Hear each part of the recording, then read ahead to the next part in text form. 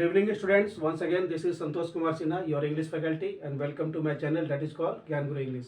आपके सामने मैं एक क्वेश्चंस लेके आया हूँ that is called sentence improvement, यानी कि इम्प्रूव द सेंटेंसेज। ये आपका किसी भी इंडिया का जनरल इंग्लिश का जो कंपटीशन होता है उसमें सेंटेंस इम्प्रूवमेंट और सेंटेंस रीअरेंजमेंट बहुत ही ज़्यादा जरूरी है और बहुत ज़्यादा ऐसे क्वेश्चन आता है। तो आज हम लोग का जो सेशन रहेगा सेंटेंस इम्प्रूवमेंट्स रहेगा, जो विभिन्न प्रकार के प्रतियोगिता परीक्षा में पूछा गया था, चाहे बैंक पीओ हो, क्लर्क हो, एसएससी का कोई भी एग्जाम्स हो, चाहे डिफेंस का एनडीए हो, सीपीओ सीपीएफ कोई भी, तो उसमें सेंटेंस इंप्रूवमेंट आता ही आता है। तो उसी को ध्यान में रखते हुए आज हम लोग का सेशन रहेगा सेंटेंस इंप्रूवमेंट। तो चलिए देखते हैं कि क्वेश्चंस क्या है और उसका आंसर फटाफट क्या होगा। So let's see question number 1। The flood affected people are looking forward with the visit of the ministers as soon as possible in the area. Once again, the flood affected people are looking forward with, यहाँ पर जो with है ना ये unnecessary है, इसका use यहाँ पर एकदम नहीं होगा, यहाँ तक होगा लुकिंग फॉरवर्ड तक, ऐसे हो जाएगा। The flood affected people are looking forward the for the visit of the ministers as soon as possible in the area. तो यहाँ पर विथ अननेसेसरी है, इसका यूज यहाँ पर नहीं है, तो इसको हम लोग रिप्लेस करेंगे यानी कि रिमूव करेंगे। तो चलिए देखते हैं कि किस ऑप्शन में हमारा लुकिंग फॉरवर्ड है। ऑप्शन ए में बोलता है लुक्स फॉरवर्ड, जो कि इनअप्रोप्रिएट है क्योंकि यहाँ पर पीपल है, पीपल आपका सब्जेक्ट है और सब्जेक्ट आपका प्लूरल है, इसलिए ये पार्ट हमारा इनअप्रोप्रिएट है। तो B is the correct answer, looking forward हो जाएगा। ऐसे लुकिंग फॉरवर्ड यहाँ पर विथ अननेसेसरी था, इसको हम लोग रिमूव कर दिया तो क्या हो जाएगा looking forward. So the correct answer of question number 1 is B, looking forward. Now let's move to question number 2. The boy is fond of saving money for future. यहाँ पर fond of को replace किया है, मतलब बोला replace करने के लिए, अगर गलत है तो grammatically अगर गलत है तो आपको हटाना है, अगर सही है तो आपको टिक मारना है D में। So let's read the options. Found with ये inappropriate है। बी में बोलता है फॉन्ड ऑफ, यहाँ भी है फॉन्ड ऑफ और यहाँ भी है फॉन्ड ऑफ। हम आपको बता चुके हैं कि अगर अंडरलाइन पार्ट उठा करके किसी एक ऑप्शन में दे देगा तो उस केस में हम कहाँ पे जाएंगे, नो इम्प्रूवमेंट, यानी कि the answer is absolutely correct. There is no requirement of sentence improvement. Now let's see question number 3। The sun must not be seen through naked eyed.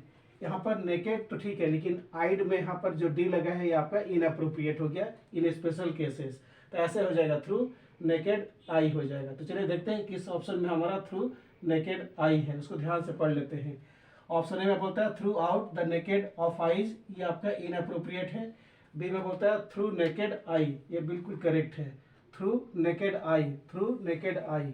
So the correct answer of question number 3 is B, through naked eye is the correct answer of question number 3। Now let's move to question number 4।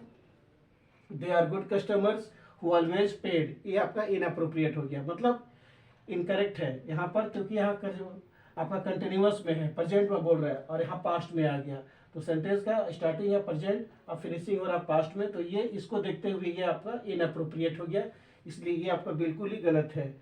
तो देखते हैं कि किस part में correct answer दिया हुआ है। तो ऑप्शन ए में बोलता है पेज, गलत है क्योंकि यहाँ पर दे लगा है, दे सब्जेक्ट और प्लूरल है, तो इसलिए यहाँ पर पेज का यूज नहीं होगा। So the correct answer of question number 4 is pay. ऐसे they are good customers who always pay in the right time. So the correct answer of question number 4 is B. This is the correct answer of question number 4. Now let's read question number 5. Question number 5 हम लोग का conditional sentence है, जिसमें हमेशा where का प्रयोग होता है। कंडीशनल सेंटेंस अगर होता तो इसके बदले में हम लोग वेयर का प्रयोग करते हैं वाज के बदले में, लेकिन एग्जाम में आ जाता है if I was the PM of India, ये एरर हो गया। कंडीशनल सेंटेंस हमेशा प्लूरल वर्ब को फॉलो करता है, वो भी पास्ट में। यदि मैं भारत का प्राइम मिनिस्टर होता तो, लेकिन हूँ नहीं, तो उसमें वेयर का प्रयोग होगा। देखते हैं क्या बोलता है। If I were the PM of India I would ban all the procession in the city. If I were लगाए यानी कि बिल्कुल करेक्ट है। So there is no requirement of sentence improvement, the answer is absolutely correct. अगर यहाँ पर was होता है ऐसे, if I was the PM of India, तो गलत हो जाता है, लेकिन ये कंडीशनल सेंटेंस है और कंडीशनल सेंटेंस हमेशा हम लोग को पास्ट में वेयर को प्रयोग करता है। जैसे काश में पक्षी होता है, I wish I were a bird, ऐसे I wish I were a bird, I wish I were the PM of India, तो वेयर से हम लोग इसको फॉलो करते हैं। तो चलिए इसको आगे बढ़ाते हैं और देखते हैं कि हम लोग को उसका सोल्यूशंस क्या है। चलिए हम लोग सेंटेंस इंप्रूवमेंट को कंटिन्यू करते हैं और देखते हैं कि उसका अगला क्वेश्चन क्या है और उसका आंसर्स क्या होगा। So let's read question number 6। There is no room for you in the compartment. ये क्वेश्चन अक्सर आता है रूम वाला बोल करके, और इसमें अक्सर बच्चे कंफ्यूज होकर के गलत आंसर टिक मार देते हैं। क्या लिखा हुआ है, there is no room for you in the compartment. Underline part है नो रूम को हटाना है अगर ग्रामेटिकली इनकरेक्ट है तो ऑप्शन ए में बोलता है प्लेस, बी में बोलता है स्पेस, सी में बोलता है सीट और डी में बोलता है नो इम्प्रूवमेंट। तो आंसर इज एब्सोल्युटली करेक्ट। एकदम रूम बोला जाता है, ना हम प्लेस बोल सकते हैं, ना स्पेस बोल सकते हैं, ना हम सीट बोल सकते हैं। ऐसे नहीं बोल सकते हैं कि इस कंपार्टमेंट में कोई सीट नहीं है, इस कंपार्टमेंट में कोई स्पेस नहीं है, या इस कंपार्टमेंट में कोई प्लेस नहीं है। ना प्लेस होता है, ना स्पेस होता है, ना सीट होता है, तो क्या बोल सकते हैं या क्या बोलते हैं, there is no room for you in the compartment. तो हम जब भी बोलेंगे रूम ही बोलेंगे। So the answer is at D. There is no requirement of sentence improvement.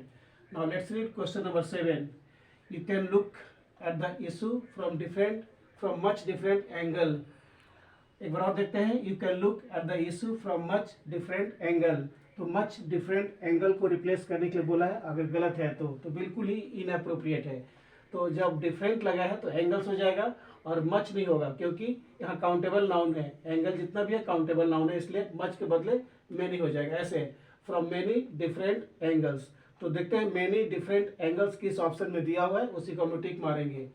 तो ऑप्शन ए में बोलता है many of the different angle inappropriate है, बी में बोलता है many different angles. This is the right answer of question number 7। ऐसे you can look at the issue from many different angles. हम आपको बताया ना कि एंगल जो है काउंटेबल है, इसलिए यहाँ पर मैनी का प्रयोग होता है, many different angle. So the correct answer of question number 7 is B. Now let's read question number 8। Tennis players complained about को रिप्लेस करने के लिए बोला है, अगर गलत है तो the uneven bounce of the tennis court. एक बार और देखते हैं, tennis players complained about the uneven bounce of the tennis court. तो यहाँ पर बोला हटाने के लिए कंप्लेंट अबाउट, अगर गलत कंप्लेंट अबाउट अगर गलत है तो उसको हटाएंगे। So there is no requirement of sentence improvement. Option A में बोलता है कंप्लेंट अबाउट, ये इनअप्रोप्रिएट है, कंप्लेंट हो गया, जबकि यहाँ कंप्लेंट है, ये पास्ट में है। बी में बोलता है कंप्लेंड, तो सही है, लेकिन यहाँ विथ लगा के इसको इनअप्रोप्रिएट कर दिया, कंप्लेंट विथ, जबकि यहाँ पर अबाउट है।